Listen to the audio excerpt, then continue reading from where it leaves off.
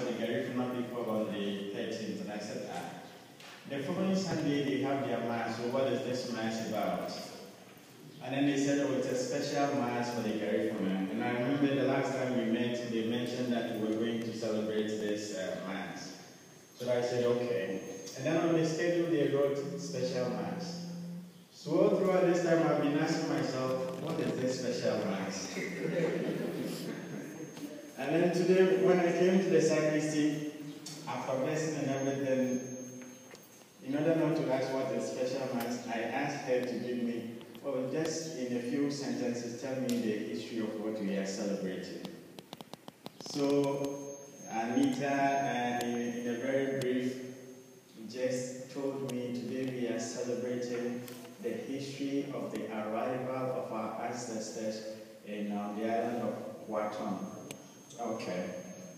And then she also said, that's fine. I don't know what's happening with the mic. Maybe this won't be gentle with me. She also said that today would have been exactly a day after they arrived, so they had spent their first night on the island. And then they are wondering, where are we? What are we going to do? How are we going to survive? And then all the many questions that will come into our minds if we find ourselves in a similar situation. So for us, it is a celebration of life. It is a celebration of God's kindness to us. It's a celebration of hope. And over and above all these, it's a celebration of God's gift of life to us.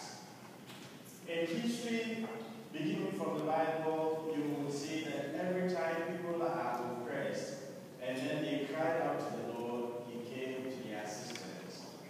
And every time that people cried out to the Lord, not for vengeance, but for the sense of liberation, and for the sense to be able to glorify their Lord and then live out their identity, they always overcame the enemy.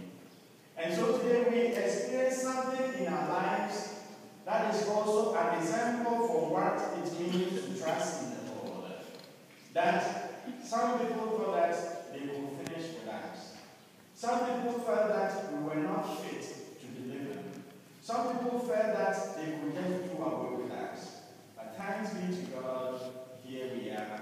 We are not only alive, we are not only at the margins of society, we are an integral part of humanity because we have survived as a people, we have survived with our culture, we have survived with our language, and over and above, we have survived as a people of God.